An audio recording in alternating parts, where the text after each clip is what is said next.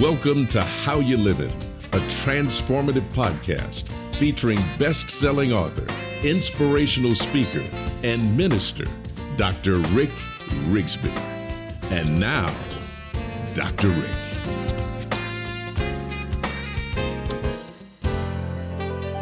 Well, hello, friends. Thank you so much for tuning in today. I want to talk to you about living life to the max. Living life with gusto. Now, admittedly, I have to be honest with you. The very first time I could recall hearing that word, I was about 10 years old. I remember growing up in the San Francisco Bay Area, and I wanted to be like my dad. My dad was my idol. He was my hero. And my dad loved listening to San Francisco Giants baseball on the radio.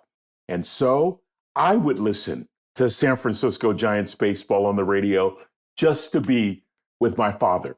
I can hear the announcers' voices ringing in my head with a piercing familiarity. San Francisco Giants baseball is on the air. Hello, friends. Russ Hodges and Lon Simmons welcoming you to today's game between the visiting Los Angeles Dodgers and the San Francisco Giants. Friends, today's game is brought to you by Hamm's Beer. From the land of sky blue waters, Hamm's Beer, refreshing. And by Schlitz Beer. Here comes the word gusto.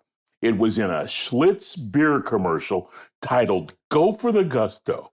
And if you're a certain age, like born after 1965, you will likely remember this commercial. It went something like this. Let me get my best broadcast voice, my best radio voice ready for you. You only go around once in life, so grab all the gusto you can, even in the beer you drink. Why settle for less? And then the famous tagline, when you're out of Schlitz, you're out of beer. Schlitz, the beer that made Milwaukee famous. Oh, I think at some point in elementary school, I looked up the word gusto. I love the way that word sounds. That word, not surprisingly, means enjoyment. It means vigor. It means doing something with zest. Now, we all know people who live with gusto, don't we? We know that person who runs with the Bulls in Pamplona and then actually comes back and shows us the pictures of their survival. We know people who climb Kilimanjaro or Mount Everest. We know folks who scuba dive and they experience a whole new world underwater.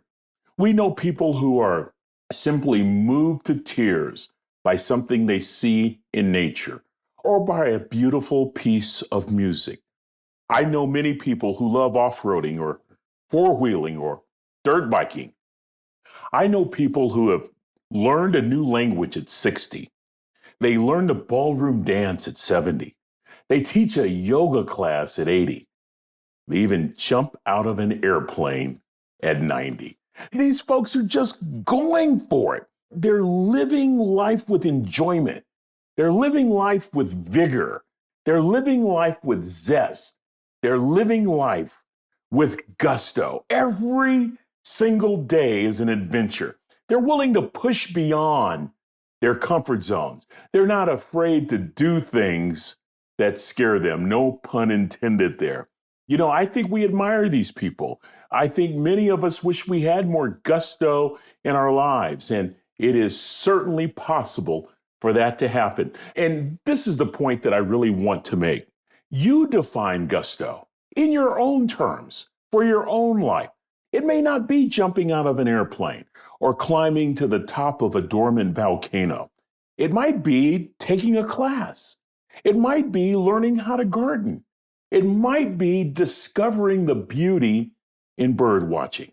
But commit, friend, to doing something that adds zest to your life, that adds a spark to your existence, that produces gusto in your spirit. Oh, baby, I'm fired up. You know, my wife suggested I do this podcast after we watched Jenna Hager-Bush parachute out of an airplane. Jenna, as many of you know, is an anchor on NBC's Today Show. She's also the granddaughter of the 41st President of the United States, George Herbert Walker Bush. So back to Jenna jumping out of an airplane.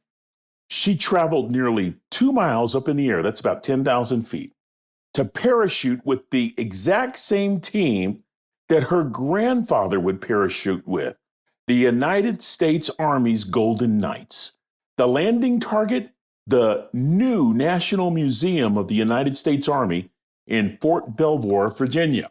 Now, the museum originally opened in March of 2020, but had to immediately shut down due to COVID. It reopened in 2021, and it is beautiful. It's state of the art. In fact, officials say that it was really important to capture all the stories and historical moments of the men and women who served our country, noting that the Army's history is America's history. Back to George Herbert Walker Bush. Many of you know his story. It's well documented. Early in life, when the former president was 18 years old, he became one of the Navy's youngest pilots. During World War II, his plane was shot down. He lost some crew members. He never forgot that. It forced President Bush, then just George Bush pilot, to parachute into the Pacific Ocean. He was rescued by an American submarine. And so President Bush would parachute out of a plane on milestone birthdays to honor those men who lost their lives. He did this on his 75th, 80th, and 85th birthdays. And despite protests from his wife, Barbara, he left his wheelchair and jumped on his 90th birthday. To honor what would have been the president's 97th birthday, Jenna honored her Gampy, as he is affectionately known to all the grandchildren, by parachuting with the same team that he jumped with out of an airplane that bears the former president's name. Now, many of us who are connected to Texas A&M University in College Station, Texas, we've witnessed firsthand the president jumping out of these airplanes because that's where his presidential library was, which served as his landing spot for several of those jumps. So in this emotional reenactment carried live on the Today Show, Jenna, terrified and scared, mustered the courage to do what many people simply will not do. You know, what was fascinating to me is that after the landing, after all the curse words that were circling in her head, she said she'd do it over again 1,000 times. Why? Because she said when she was floating in the air, she never felt more closer to her grandfather. I'm telling you, it was emotional, friends. The anchors on the set were moved. Some were crying. I had tears in my eyes. So did my wife. It was just emotional to watch this granddaughter pay tribute to her grandfather by doing something that pushed her out of her comfort zone. You know, years ago, I heard President Bush make this statement. Just because you're an old guy, you don't have to sit around drooling in the corner. Get out and do something. Get out and enjoy your life. You know what he was saying? Go for the gusto. Live life with excitement. Live life with zest. And his love of life inspired Jenna to live hers to the max. His love of life communicated to his children and grandchildren. Go for it. Not even the sky is the limit. She said, you know, I was so inspired by my 90-year-old grandfather jumping out of an airplane at 90. I said to myself, if he can do it, I can do it. There are lots of great stories about the gusto of former President Bush. One was shared by his son, George W. Bush, President Bush, as President Bush eulogized his dad. He said, I once heard it said that the idea is to die young as late as possible. I like that line. And then the younger Bush went on to say, at age 85, one of my dad's greatest pastimes was firing up his boat, the Fidelity, opening up those 300 horsepower engines to fly, and then joyfully flying across the Atlantic Ocean with the Secret Service boats straining to keep up. What a picture.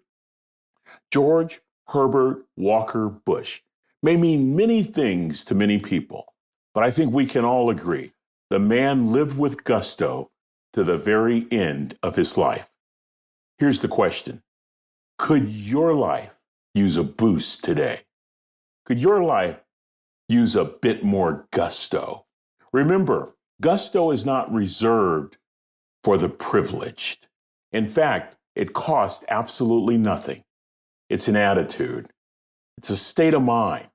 It's something that you can apply to any activity in your life. Remember the definition: enjoyment, vigor in doing something, zest. So let's make this day count, friends. Don't just do something today. Do it with vigor.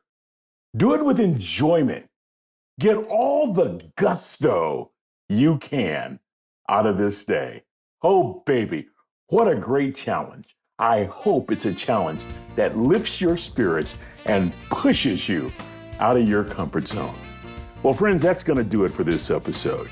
Until we meet again, this is Dr. Rick asking the most important question I can ask. How you living?